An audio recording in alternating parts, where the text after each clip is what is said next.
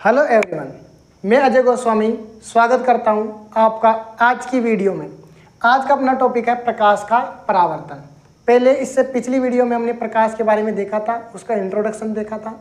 उसकी प्रकाश की ही अलग अलग जो घटनाएं हैं उनमें से पहली घटना है अपना प्रकाश का परावर्तन। इसके बारे में आज डिटेल से स्टडी करेंगे।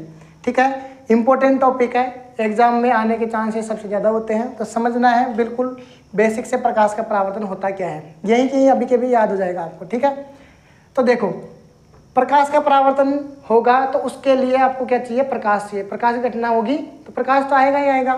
तो मान लेते हैं हम ये प्रकाश की कोई किरण आ रही है। ठीक है, ये प्रकाश की किरण आई। अब यहाँ पर कोई ऐसी वस्तु है जो इस प्रकाश को आर पार जाने से रोकती है।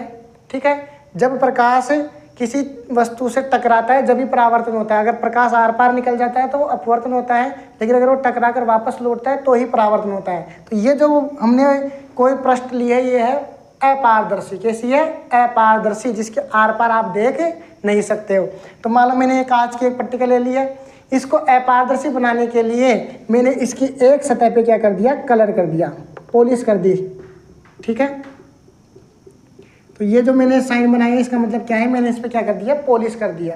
ठीक है, तो ये पारदर्शी से क्या बन गई है, अपारदर्शी बन गई है। क्लियर है? तो इसका नाम हो जाएगा परावर्तक पृष्ठ। क्यों गई है परावर्तक पृष्ठ? क्यों? क्योंकि इस पृष्ठ की वजह से क्या होगा, परावर्तन होगा। तो ये प्रकाश की किरण आई, ये आ गई यहाँ पे, इस परावर्तक पृष्ठ के ऊपर टकराई। अब ये जो परावर्तक पृष्ठ है ये कैसी है, अपारदर्शी है। इस प्रकाश की किरण को ये आर पार तो जाने नहीं देगी, तो ये टकराएगा और टकरा के वापस से लौटेगा। ठीक है, तो मान लो ये प्रकाश की किरण आई, टकराई और टकरा के वापस से लौट गई। क्लियर है यहाँ तक, कोई दिक्कत? ठीक है, ये प्रकाश की किरण है तो इसको हम क्या बोलेंगे, किरण है। ये भी ये लौटी जो भी क्या है, प्रकाश की किरण है। ठीक है, अब नाम देखना कैसे नामकरण कर रहा हूँ मैं। ये प्रकाश किरण आ रही है, आके इस पे गिर रही है, तो गिरती है तो उसे बोलते हैं हम आपतित। क्या बोलेंगे, आपतित। जब कोई प्रकाश किरण आकर किसी परावर्तक पृष्ठ पर टकराती है तो उसे हम बोलेंगे आपतित किरण। क्या बोलेंगे, आपतित किरण। तो ये क्या है, अपनी आपतित किरण है। इस पे टकराई, टकरा के ये लौट गई, टकरा के लौट गई तो टकराने को बोलेंगे परावर्तन। तो ये किरण कौन सी कहलाएगी, अपनी परावर्तित किरण।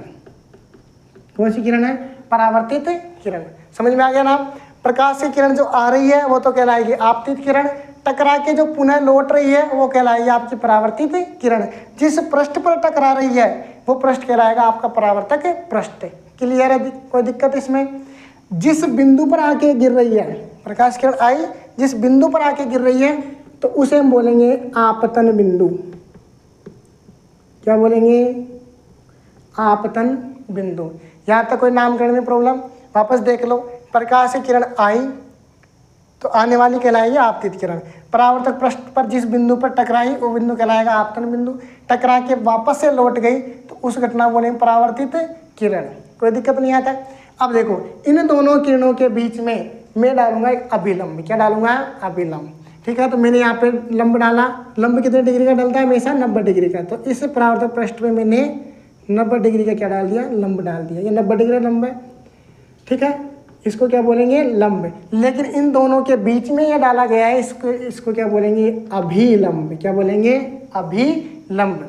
ठीक है, तो अभिलंब यहाँ पे डाल दिया। यहाँ पर कोई दिक्कत इस संरचना में, ये जो नामकरण किया हमने, आपतित किरण, परावर्तित किरण, अभिलंब, आपतन बिंदु और परावर्तक पृष्ठ। क्लियर है? अब ध्यान देना, आपतित किरण ये अभिलंब के साथ देखो कोण बना रही है। इस कोण को बोलते हैं हम आई, कोण आई। इसका मतलब है आपतन कोण। कौन सा कोण है ये, आपतन कोण। क्यों? क्योंकि आपतित किरण अभिलंब के साथ बना रही है तो आपतन कोण हो जाएगा। ठीक है, परावर्तित किरण भी देखो एक कोण बना रही है, आर। इसको बोलेंगे कोण आर। ये कहलाएगा परावर्तन कोण। क्या कहलाएगा, परावर्तन कोण। ठीक है, आपतित किरण जो है अभिलंब के साथ कोण बनाती है वो आपतन कोण है। परावर्तित किरण जो अभिलंब के साथ कोण बनाती है वो परावर्तन कोण है। क्लियर है? अब ये हमने इसके नामकरण किया, चित्र बनाया। अब सबसे पहले हम देखेंगे प्रकाश के परावर्तन की परिभाषा। बिल्कुल सिंपल है।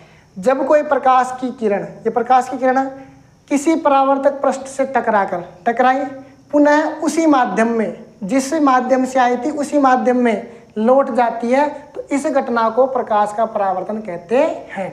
बिल्कुल सिंपल है। जब कोई प्रकाश की किरण किसी परावर्तक पृष्ठ से टकराकर पुनः उसी माध्यम में लौट जाती है, तो इस घटना को बोलते हैं प्रकाश का परावर्तन। सिंपल है बिल्कुल। आपतित किरण आएगी, परावर्तक पृष्ठ से टकराएगी, पुनः उसी माध्यम में लौट जाएगी, इसे बोलेंगे अपन प्रकाश का परावर्तन। ठीक है, तो परिभाषा यहाँ पे मैं लिख देता हूँ। क्या परिभाषा है कि जब कोई प्रकाश की किरण, ठीक है, जिसे आपतित किरण कह रहे हैं यहाँ पे, जब कोई प्रकाश किरण किसी परावर्तक पृष्ठ कौन सी पृष्ठ होती है? ऐसी पृष्ठ जो अपारदर्शी है और प्रकाशीय किरण को टकरा के उसी माध्यम में भेजती है, वो परावर्तक पृष्ठ कहलाती है।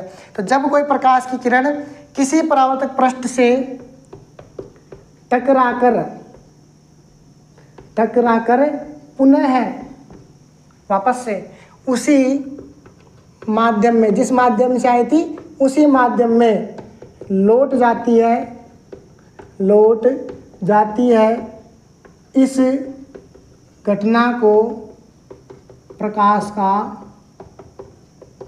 परावर्तन कहते हैं। इस घटना को क्या कहेंगे? प्रकाश का परावर्तन कहते हैं। ठीक है, तो तुमसे पूछेगा प्रकाश के परावर्तन किसे कहते हैं, तो परिभाषा बतानी है। जब कोई प्रकाश किरण किसी परावर्तक पृष्ठ से टकराकर पुनः उसी माध्यम में लौट जाती है, इसे प्रकाश का परावर्तन कहते हैं। फिर इसके नीचे बनाना आपको ये डायग्राम। ठीक है, जो पूरी क्या देता है, इंफॉर्मेशन देता है प्रकाश के परावर्तन की। ठीक है, इसके बाद में आता है परावर्तन के नियम। परावर्तन के नियम कि परावर्तन के क्या क्या नियम है, तो परावर्तन के 2 नियम है। कितने नियम है? 2। ध्यान देना कौन कौन से नियम है। पहला नियम है आपतित किरण, परावर्तित किरण, अभिलंब। तीनों चीज, आपतित किरण, परावर्तित किरण और अभिलंब, तीनों कहाँ होते हैं? एक ही तल में स्थित होते हैं। परावर्तन के नियम में पहला नियम क्या है कि आपतित किरण, परावर्तित किरण, अभिलंब तीनों एक ही तल में स्थित होते हैं। पहला नियम होगा आपतित किरण, परावर्तित किरण और अभिलंब तीनों